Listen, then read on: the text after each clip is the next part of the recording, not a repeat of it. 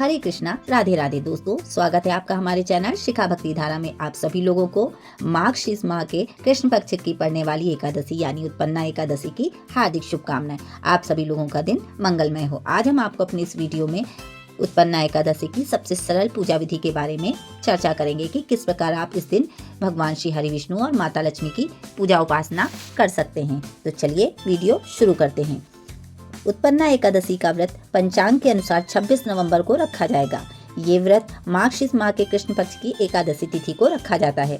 धार्मिक मान्यताओं में बताया गया है कि इस दिन भगवान विष्णु के अंश से देवी एकादशी उत्पन्न हुई थी, इसलिए इसे उत्पन्ना एकादशी कहते हैं। इस व्रत को करने से आपके जीवन में अधूरी पड़ी सभी इच्छाएं पूर्ण होती हैं और आपके जीवन में सुख समृद्धि बढ़ने के साथ ही संतान पाने की इच्छा भी पूर्ण होती है। मार्गशीर्ष माह के कृष्ण पक्ष की एकादशी जो कि उत्पन्ना एकादशी है, यह एकादशी चातुर्मास के बाद पड़ने वाली पहली एकादशी है, जब भगवान विष्णु जागृत अवस्था में सृष्टि का कार्यभार संभाल चुके होते हैं। पौराणिक काल में यह दिन देवी एकादशी की उत्पत्ति से जुड़ा हुआ है। स्वयं भगवान कृष्ण ने अपने परम मित्र सुदामा जी को भी उत्पन्ना एकादशी के बारे में बताया था, जिसकी वजह से सुदामा जी जिन्होंने अपने राजपाट के साथ साथ पुत्र की भी प्राप्ति की थी। इस व्रत का महत्व सभी प्रमुख एकादशियों में एक माना जाता है। ये व्रत करने से लोगों को मोक्ष की प्राप्ति होती है और पापों का नाश भी होता है। इसके अलावा जीवन में आने वाली परेशानियों से राहत भी मिलती है और सभी कष्ट भी दूर होते हैं, इसलिए इसका महत्व बहुत ही अधिक है। इस शुभ मौके पर भगवान विष्णु और माँ लक्ष्मी की पूजा की जाती है।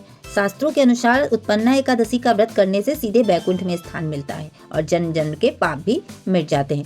साथ ही घर के सभी लोगों पर भगवान विष्णु की कृपा भी बनी रहती है और जीवन में आने वाले कष्टों से छुटकारा मिलता है। तो इस प्रकार इस एकादशी का महत्व अत्यंत महत्वपूर्ण है।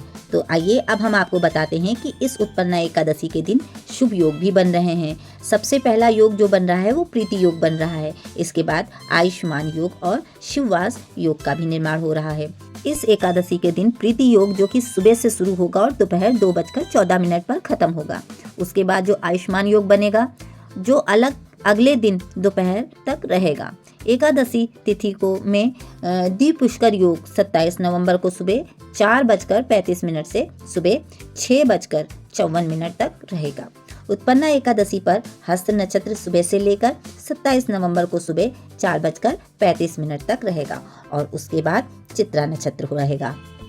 उत्पन्ना एकादशी पर्व के मौके पर घर और मंदिरों में भगवान नारायण और माँ लक्ष्मी की विशेष पूजा अर्चना की जाती है। इस दिन व्रत भी रखा जाता है। इस व्रत को करने से साधक को गोदान के समान ही फल प्राप्त होता है। इस दिन विधि विधान से पूजा करने पर भगवान विष्णु की कृपा भक्तों पर हमेशा बनी रहती है। तो आइए जानते हैं कि इस दिन हमें किस प्रकार से भगवान की पूजा अर्चना करनी चाहिए। देखिए, एकादशी व्रत तो आप सभी जानते हैं कि ये व्रत एक दिन का नहीं बल्कि पहले ही बताया है कि एकादशी व्रत 10वीं तिथि से ही प्रारंभ हो जाता है और 10वीं तिथि पर आप एक समय शुद्ध व सात्विक भोजन करें जिसमें लहसुन प्याज नहीं होना चाहिए। सूर्य अस्त होने के बाद हमें अन्न का भी नहीं खाना चाहिए और ब्रह्मचर्य का पालन करते हुए भूमि पर शयन करना चाहिए और फिर एकादशी वाले दिन प्रातः उठकर ब्रह्म मुहूर्त में स्नान कर लें। अगर संभव हो तो किसी नदी या सरोवर में स्नान कर लें। अगर संभव ना हो तो घर पर ही गंगा जल, तिल व आंवला का रस डालकर स्नान कर सकते हैं। फिर साफ व स्वच्छ कपड़े पहने, हो सके तो पीले रंग के वस्त्र धारण करने चाहिए क्योंकि काले व नीले कपड़े पहनना पूजा में वर्जित है। एकादशी के दिन झाड़ू नहीं लगानी चाहिए। कहते हैं व्रत रखने वाले को ध्यान रखना चाहिए कि उसके द्वारा उसके हाथों से किसी भी जीव का किसी प्रकार से कोई भी कष्ट नहीं पहुंचना चाहिए और झाड़ू लगाने से छोटे जीवों को हानि पहुंचती है, अतः झाड़ू ना लगाएं। पूजा शुरू करने से पहले गंगा जल से पूरे घर में छींटे लगाएं और हल्दी से स्वास्तिक को मुख्य दरवाजे पर बनाएं। इससे घर में शुद्धता आती है। और फिर सबसे पहले सूर्य नारायण को जल अर्पित करें और सूर्य नारायण जी से वंदना कर उन्हें प्रणाम करें और उसके बाद अपने मंदिर में पूजा आसन पर बैठकर सबसे पहले एकादशी व्रत का संकल्प लें। उसके बाद भगवान श्री हरि विष्णु की मूर्ति को पंचामृत से अभिषेक करें। अगर भगवान श्री हरि का विग्रह ना हो तो आप लड्डू गोपाल या शालिग्राम जी को भी पंचामृत से स्नान कराएं।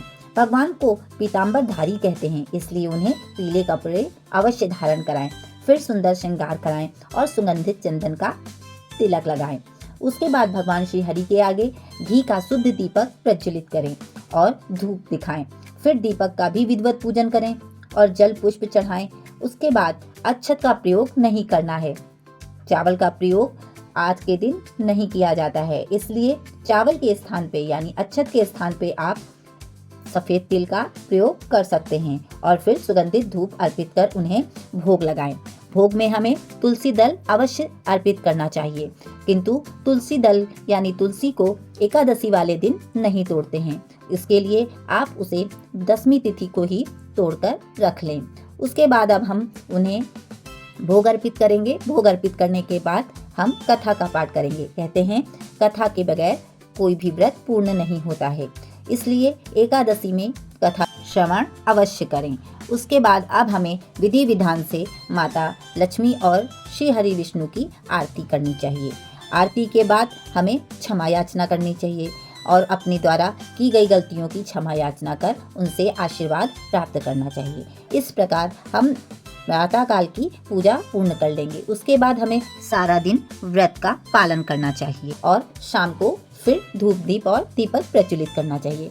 अगर संभव हो सके आपको तो रात्रि जागरण अवश्य करें। रात्रि जागरण एकादशी के व्रत में बहुत ही फलदायी होता है और इस जागरण के समय में आप श्री हरि विष्णु के मंत्रों का जाप या उनका नाम कीर्तन अवश्य करते रहें। इस प्रकार से पूरी रात्रि जागरण के बाद अगले दिन बताए गए पारण के समय पे पारण करना चाहिए और किसी को दान दक्षिणा देकर ही अपना व्रत खोलना चाहिए।